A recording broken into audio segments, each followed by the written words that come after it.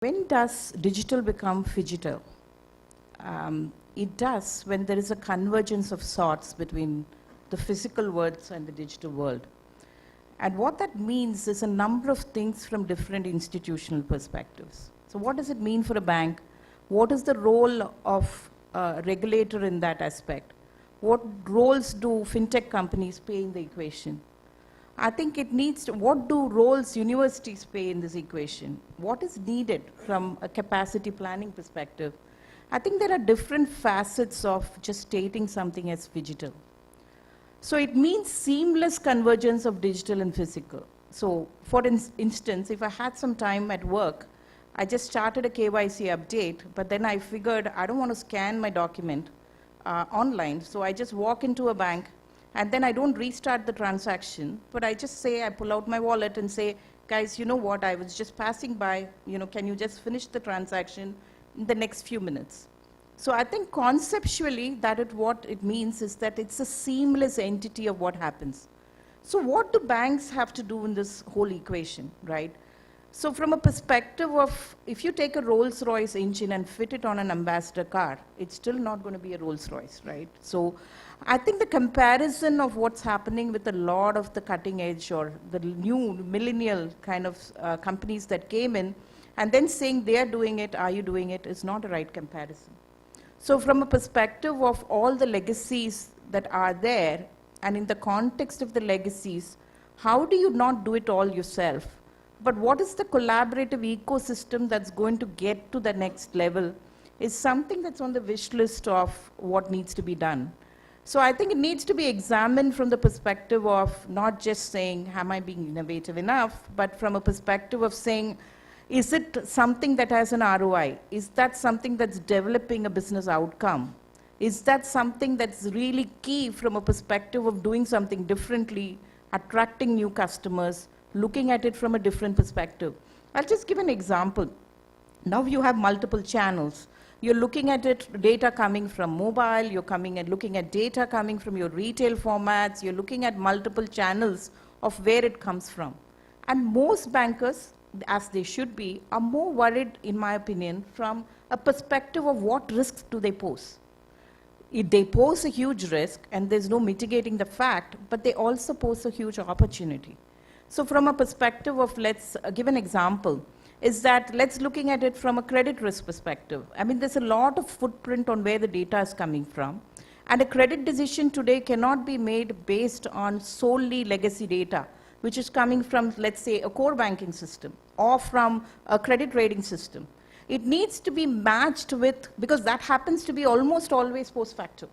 It's post-mortem analysis. So from a perspective of saying, let's look at how do you compare that data with, are the promoters in the news for the wrong reasons?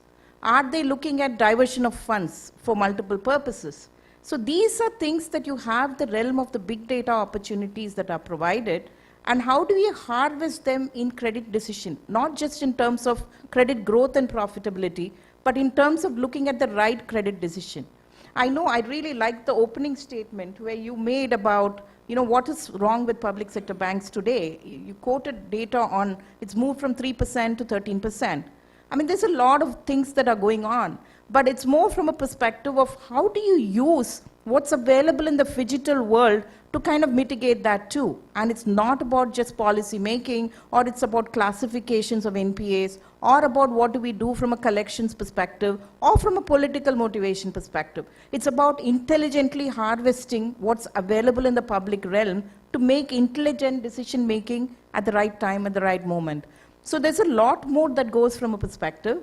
And from a regulatory perspective, it's also about, yeah, there are new risks, but how do we kind of use those, enable banks to leverage or also optimize the risk in a pattern that it also makes them focus on credit growth and profitable credit growth. And then all of the other things, you take the fintech companies to kind of look at not doing what is your core job, which is kind of like looking at what's available latest and the greatest, and what is more from a business perspective. I think that's needed from that perspective. And in the pre-panel, we had a few thoughts on, capacity-wise, are we ready?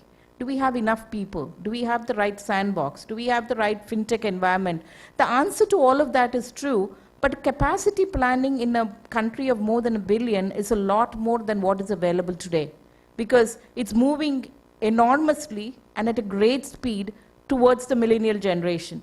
So, I mean, if I were to compare and learn from what's happening, it's India 2020, but what's happening in the worldwide, is a lot of the innovation in the Western world is coming from the universities. So if you look at it in terms of the greatest algorithmic trading, right, it derives its origin not from the industry or the banks. It came from the universities, whether it's an MIT or a Berkeley or a Stanford. It's the amount of effort that the university and the government is doing to make sure the best talent is harvested from there, and that is directly applicable because they co-work with what's happening in the industry. It's not in isolation.